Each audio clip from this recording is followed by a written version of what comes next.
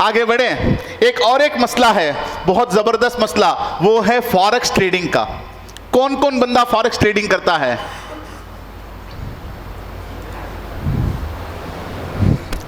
Forex trading, पहले forex trading क्या है? वक्त हो गया, जल्दी बताएं, फॉरेक्स ट्रेडिंग क्या है? करेंसी ट्रेडिंग, यानी एक करेंसी को देना, दूसरी करेंसी को खरीदना। मिसाल के तौर पर मैंने हिंदुस्तानी रुपये देके डॉलर को खरीदा या डॉलर को देके रियाल को खरीदा। अब कमी ज्यादती के साथ जायज है कि नहीं जायज है? क्यों जायज है? दो जींस बदल गई, लिहाजा फॉरेक्स ट्रेडिंग जायज है। तो खत्म कर दें, जज़ाकल्लाह। ये है ना, ये आवाम धोखा देने से पहले धोखा खाना है। ये फॉरेक्स ट्रेडिंग अलग है, करेंसी ट्रेडिंग अलग है। ये जो आपने सूरत बताई ये करेंसी ट्रेडिंग है। और आके जो पूछते हैं मौलवी साहब से इसी तरह से, मौलाना मैं ऑनलाइन एक पैसे को बेचता हूं, दूसरे पैसे को खरीदता हूं। अब मौलाना क्या कहते हैं कि उस तराजू में तोलते हैं, अगर जिन्स तब्दील हो जाए तो कमी ज्यादती के साथ जायज है। यहां जिन्स विन्स का मसला नहीं है। फॉरेक्स ट्रेडिंग एक बहुत बड़ी मार्केट है, वसी मार्केट है, जहां पर वो मार्जिन की सूरत बताई ना मैंने सुबह में, $1000 की रकम जमा करके $10,000 की खरीदो फरोख्त हो सकती है। $1000 की रकम जमा करके $10,000 की, ये जो बकिया 90% जो देता है, कौन देता है? चाचा देते हैं, ब्रोकर बैठे रहते हैं, कौन मछली फंसेगी, कौन मछली फंसेगी।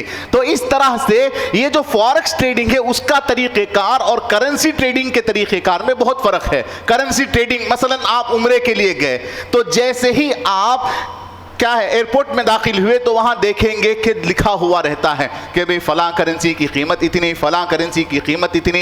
ये है करेंसी ट्रेडिंग। लेकिन आजकल जो प्रोफेशनल तरीके पर जो फॉरेक्स ट्रेडिंग होती है उसमें ना करेंसी को हकीकत में खरीदना होता है, ना करेंसी को बेचना होता है, बल्कि उसके नफा और नुकसान के मुताबिक नफा कमाना या नुकसान हासिल करना होता है, जिसकी वजह से फॉरेक्स ट्रेडिंग जायज नहीं। फॉरेक्स ट्रेडिंग जायज नहीं। क्यों जायज नहीं? कि बंदा यहां बैठा है, अमेरिका में खरीद रहा है, क्या उसकी नीयत उसको कब्जा करने की है? नीयत ही नहीं होती। और वहां से जो बेच रहा है वो भी आपको पहुंचाने का उसका इरादा भी नहीं होता, इम्कान भी नहीं होता। ऐसा है क्या कि भाई मैंने फॉरेक्स ट्रेडिंग की, मैंने क्या किया, सिर्फ ले लिया। किसको लिया? $10,000 को लिया। आप पूछे बताए तो सही, मोबाइल उठा के दिखाएगा, देखिए। आप कहें इसको फिजिकल शक्ल में निकाल के दिखाए, हरगिज़ नहीं निकाल सकता। लेकिन करेंसी ट्रेडिंग में मुमकिन है, नहीं है कि भाई मैंने क्या है एक दुकान खोली है, मेरे पास बहुत सारे लोग बाहर के आते हैं, टूरिस्टर, उनके पास वहां के पैसे तो हैं लेकिन हिंदुस्तान के नहीं है, ये अलग चीज है। लिहाजा फॉरेक्स ट्रेडिंग को हम जायज नहीं कहेंगे। क्यों नहीं कहेंगे? उसकी वजह देखते हैं। अगर आपको कभी गैर मुल्क जाने का इत्तिफाक हो तो एयरपोर्ट पर आपको करेंसी एक्सचेंज की दुकान नजर आएगी। आप काउंटर पे जाते हैं तो आपको एक बोर्ड नजर आता है, उस पर 2 मुख्तलिफ ममालिक की करेंसियों के रेट लिखे होते हैं। आप रेट लिस्ट के मुताबिक रुपये देकर मतलूबा करेंसी हासिल करते हैं। दूसरे लफ्जों में इसे फॉरेन एक्सचेंज कहते हैं, यानी एक करेंसी बेचकर दूसरी करेंसी खरीदते हैं। मुख्तसरन इसे फॉरेक्स कहते हैं। लेकिन वही है, 2 चीजें अलग अलग हैं। ऑनलाइन फॉरेक्स अलग है और फिजिकल ट्रेडिंग अलग है। फॉरेक्स क्या है? फॉरेक्स ट्रेडिंग एक मुनाफे बख्श इंटरनेशनल कारोबार है। इस कारोबार में पूरी दुनिया से रोजाना तकरीबन 5.3 ट्रिलियन, कितना? हमारे चाचा ने कहा कि 2030 तक हिंदुस्तान की करेंसी 5 ट्रिलियन तक 2030 में 5 ट्रिलियन होंगे, ये हमारा ख्वाब है। और ये फॉरेक्स ट्रेडिंग में क्या है? रोजाना 5.3 ट्रिलियन। भाई पूछे कि भाई इतना पैसा कैसा? कुछ नहीं है, ये सिर्फ जुए की शक्ल है। मैंने बेच दिया, उसको खरीद लिया। बीच में जो करेंसी का रेट जो चेंज होता है ना, उसके एतबार से रख के जुआ खेला जाता है। 5.3 ट्रिलियन डॉलर्स की सरमायाकारी होती है, जबकि दुनिया की सबसे बड़ी stock market New York stock exchange, जिसमें रोजाना तकरीबन 22.4 बिलियन डॉलर का लेन देन होता है। फॉरेक्स ट्रेडिंग दुनिया की सबसे बड़ी और मुनाफे बख्श कारोबारी मार्केट है। ये इंतहाई सादा और आसान कारोबार है। इसके लिए किसी बड़े सेटअप की जरूरत नहीं, आपके पास इंटरनेट हो, मोबाइल या लैपटॉप हो, काफी है। और इसके लिए हफ्ते में 5 दिन, पीर से लेके जुमा तक 24 घंटे जब चाहे कर सकते हैं। आप शेयर मार्केट में भी कब करेंगे? सुबह में 9:15 से शाम में 3:20 तक, लेकिन इसमें कोई वक्त ही नहीं है। मिसाल के तौर पर हमें किसी तरह से अंदाजा हो जाए कि डॉलर की कीमत रुपये के मुकाबले में कुछ दिनों बाद बढ़ जाएगी, तो हम डॉलर खरीद कर अपने पास रख लेंगे और जब उसकी कीमत बढ़ेगी तो उसको बेच देंगे। करेंसियों की ट्रेडिंग हमेशा जोड़ों में होती है। जोड़ों में तो होगी, ये करेंसी को देगा, दूसरी करेंसी को खरीदेगा, जोड़ों में होती है। जैसे EU और USD, यूरोपियन डॉलर दिया और इसी तरह से USD को खरीदा, यूरो दिया, इसी तरह USD को खरीदा, इस तरह से जोड़ों में होती है। जिस करेंसी को खरीदा जाता है उस करेंसी को होम करेंसी या बेस करेंसी कहते हैं, और जिस करेंसी को फरोख्त किया जाता है उस करेंसी को काउंटर करेंसी कहते हैं। आलमी मार्केट में जो करेंसी का कारोबार किया जाता है उसकी शक्ल ये होती है कि पूरी दुनिया में मुख्तलिफ ममालिक के करेंसी नोटों की कीमतों का इजरा होता है। अभी आप देखें कि लाइव वैल्यू $1 की, अमेरिकन डॉलर की कितनी है आपको दिखेगा। 5 मिनट के बाद उसमें 1 पैसा, 2 पैसा, आधा पैसा आगे पीछे हो जाएगा। तो क्या होता है, तब्दील होते रहता है। मुख्तलिफ ममालिक की करेंसियों की कीमतों का इजरा होता है। एक आदमी अहमदाबाद में बैठकर सैटेलाइट के जरिए कंप्यूटर स्क्रीन पर वो कीमतें वसूल करता है कि देखता है कि भाई फलां मुल्क की करेंसी की कीमत क्या, फला मुल्क की करेंसी की कीमत का। कीमतें मुल्की हालात की वजह से कम या ज्यादा होती हैं। मुल्क की हालात क्या, जैसे ही यूक्रेन और रशिया का वार हुआ, रशियन करेंसी की वैल्यू नीचे गिरी। क्यों गिरी? कि लोगों ने वहां से सरमायाकारी जो की थी निकाल ली कि पता नहीं कल के दिन क्या हालात हो जाएंगे। उसकी वजह से उसकी GDP पे असर पड़ा, उसके एक्सपोर्ट इंपोर्ट पे असर पड़ा, तो उसकी कीमत क्या हो गई, घट गई। तो मुल्क की हालात की वजह से कीमतों के अंदर उतार चढ़ाव होता है। लेकिन हमारे मुल्क में हिंदुस्तान की करेंसी कभी कमज़ोर नहीं होती। ये अलग बात है कि डॉलर मजबूत हो जाता है, कीमतें मुल्की हालात की वजह से कम या ज़्यादा होती रहती हैं। ये आदमी इन कीमतों पर करेंसी की खरीदो फरोख्त करता है। ये आदमी क्या करता है, इन कीमतों पर करेंसी की खरीदो फरोख्त करता है। आप देखें, यहाँ पर बैठा है, ये उल्लू की तरह देखते रहेगा, कहाँ गई, नीचे गई, ऊपर आई, कहाँ आई, किधर आई करके। फॉरेक्स में नफा या नुकसान किस तरह होता है? अब इस आदमी को नफा या नुकसान किस तरह होता है, उसकी सूरत यह होती है कि ये आदमी कंप्यूटर स्क्रीन पर दुनिया के मुख्तलिफ बैंकों की तरफ से दी गई कीमतों का जायजा लेता है कि भाई आज इस करेंसी की कीमत इतनी है, और वो प्रिडिक्ट करता है। और करेंसी की माहिरीन अपनी राय भी देते रहते हैं कि आया इस करेंसी की कीमत आगे बढ़ेगी या कम होगी। कहते हैं कि भाई मौका अच्छा है, ले लो। एक मौलाना है बेंगलुरु में, बहुत बड़े अल्लाह वाले, डॉक्टर भी हो गए हैं। उन्होंने कहा कि मौलाना हमारे पास एक रोबो है। क्या है? रोबो। वो बताता है कि करेंसी की कीमत बढ़ेगी या घटेगी, करेंसी की कीमत बढ़ेगी या घटेगी, जिसको आर्टिफिशियल इंटेलिजेंस कहते हैं। वो क्या है, उसके अंदर ऐसा प्रोग्राम सेट हुआ होता है कि वो सारी चीज़ों को देख के प्रिडिक्ट करता है, बताता है कि हो सकता है इसकी कीमत बढ़े। लेकिन कोई वही तो नहीं है, ज़रूरी नहीं कि इसी तरह हो, वो भी कभी कभी फेल हो जाता है। तो इस तरह से क्या करते हैं, कीमतों का अंदाज़ा होता है। और कभी कंप्यूटर ही मुखालिफ गिराफ के ज़रिए उस करेंसी की सूरत हाल का जायज़ा लेता है, जिसको कैंडलस्टिक कहते हैं ना, लंबी बत्ती जलते रहती है, कभी ऊपर गई कभी नीचे आई, तो इसकी दिल की धड़कनें भी ऐसे ऊपर नीचे होते रहती हैं कि आइंदा लम्हात में इस करेंसी की क्या सूरत हाल होगी। तो इन तमाम कराइन के ज़रिए ये आदमी एक राय कायम करके इसको ख़रीद लेता है। अब ख़रीदने के बाद या तो नफ़ा कमाया या मोबाइल फोड़ा। क्या क्या होगा, या तो नफा कमाएगा। अब $1000 की कीमत कितनी है? हाँ कितनी है? 85,000। अब 85,000 दे के वो $1,00,000 की क्या कर सकता है? खरीदो फरोख्त कर सकता है। अब ये बंदे ने 85,000 रुपीज जमाया और 8,50,000 रुपीज का एक लाट लिया। अब उसकी कीमत जागी। किसकी कीमत? जिसने खरीदा था। कहते हैं भैया आज की तहज्जुद कबूल, $2 ऊपर चला गया। क्या हो गया? डॉलर मजबूत हो गया। जैसे ही डॉलर मजबूत हुआ तो 85,000 दे के कितना कमाएगा वो?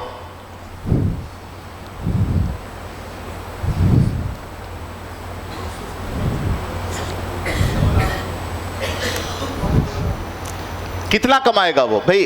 $1 की कीमत 85 रुपये, $10,000 की कीमत 85,000 रुपये, और $1,00,000 का उसने क्या किया? ट्रांजैक्शन किया। अब लगाया कितना है उसने? 85,000, और ट्रांजैक्शन जो किया है 8.5 लाख रुपीस का ट्रांजैक्शन किया। अब ये 8.5 लाख रुपीस क्या हो गए?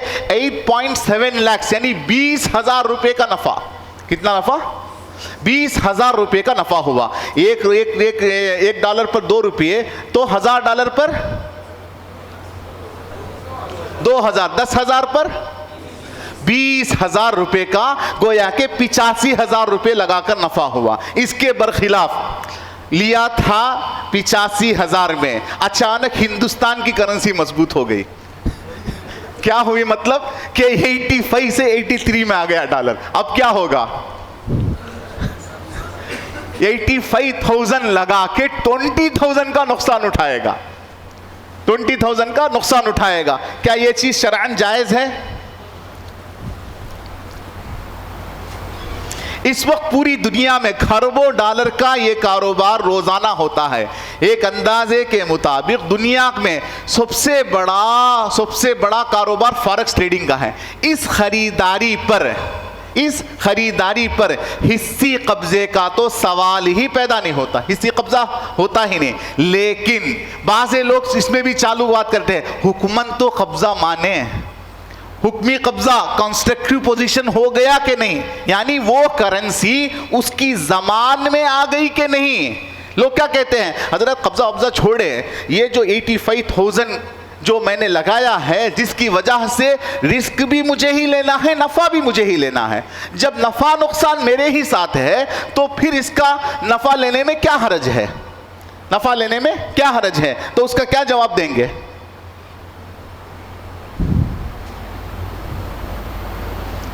क्या जवाब देंगे? प्रिडिक्ट तो कर रहे हैं, 85,000 तो लगाया है, 85,000 तो लगाया है ना। 8,50,000 का कारोबार कर रहे हैं और 85,000 लगाने की वजह से 8,50,000 रुपीस करेंसी का जो रिस्क है, जो खतरा है, वो मोल ले रहा है। नफा होगा तो भी उसे, नुकसान होगा तो भी उसे। तो बाज़े लोग ये सवाल करते हैं उलमा से, कब्जा वब्जा एक तरफ हटा दें, लेकिन चूंकि रिस्क मेरे साथ मुंसलिक है, लिहाजा रिस्क जब मुंसलिक है तो नफा भी मैं लेने का हकदार होता हूं। उसका जवाब हजरत मुफ्ती तकी उस्मानी साहब दामत बरकातुहुम ने बहुत अच्छे अंदाज में दिया है। अब सवाल ये है कि आया इस तरीके पर कारोबार करना शरई नुक्ते नज़र से जायज़ है या नहीं। इसका जवाब उलमाए किराम ने दिया है कि इस शक्ल में ये कारोबार शरई नुक्ते नज़र से जायज़ नहीं, जिसकी वजूहात दर्जे झैल हैं।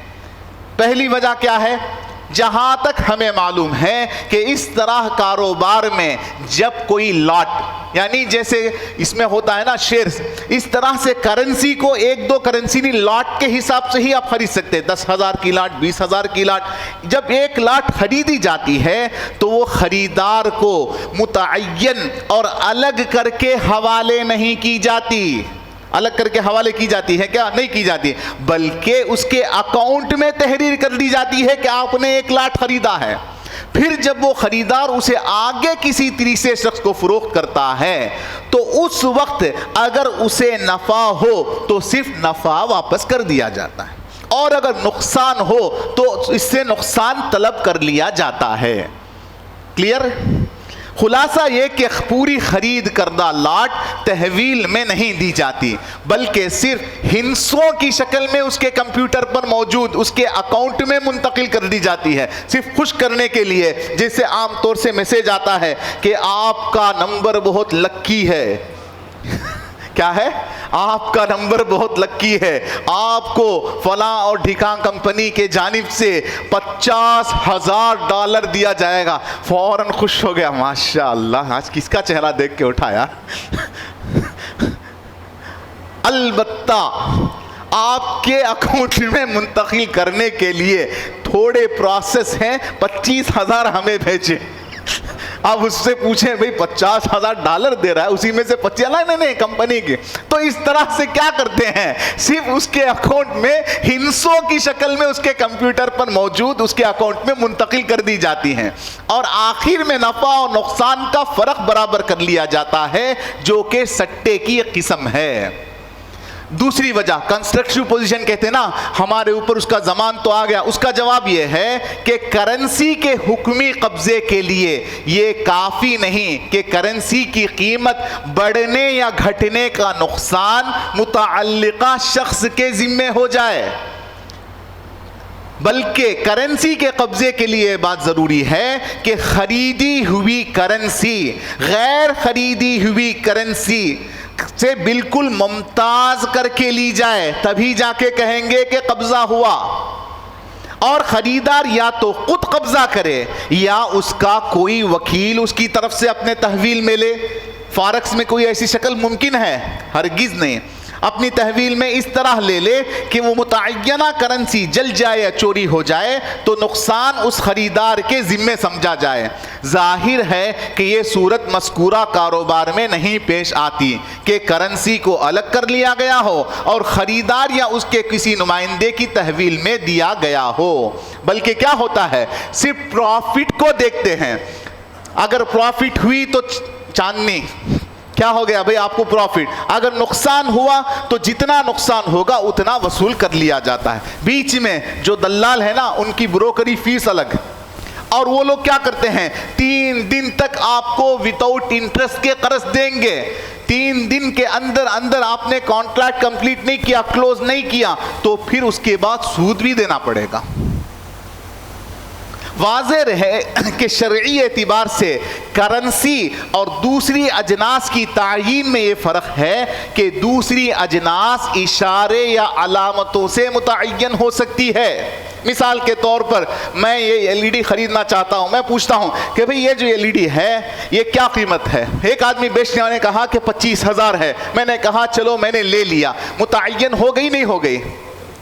मुतअय्यन हो गई नहीं हो गई। लेकिन एक बंदे ने 100 रुपये दिया, कहा कि भाई आप ये 100 रुपया रखें, आप कल मुझे यही 100 रुपये देंगे, आप कल मुझे यही 100 रुपये देंगे। मैं गया, पान ले लिया, चाय पी लिया।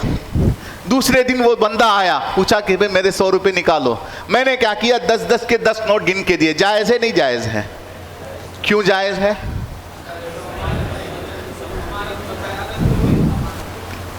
अमानत में खयानत वो अलग मसला है, अमानत में खयानत भी यहां नहीं कहते हैं। हाँ, लेकिन मुतअय्यन करके भी देंगे तो मुतअय्यन नहीं होगा। क्यों नहीं होगा? अन्नुकूद ला यतअय्यनु बित्तअयीन, जब तक के समन पर कब्जा ना हो जाए उस वक्त तक वो समन मुतअय्यन नहीं होता। लिहाजा करेंसी और दूसरी अजनास में फ़र्क ये है कि सिर्फ करेंसी को इशारा करने से कि ये करेंसी मेरी है आपकी नहीं हो जाएगी जब तक कि आप उसको हकीकी तौर पर कब्जे में ना लें। लिहाजा आप ये जो कंस्ट्रक्टिव पोजीशन जो बहाना बना करके उल्लू ना बनाएं, यहाँ वो मसला नहीं चलेगा। क्लियर? तो यहाँ तक हमारा आज का सेशन ख़त्म हो गया।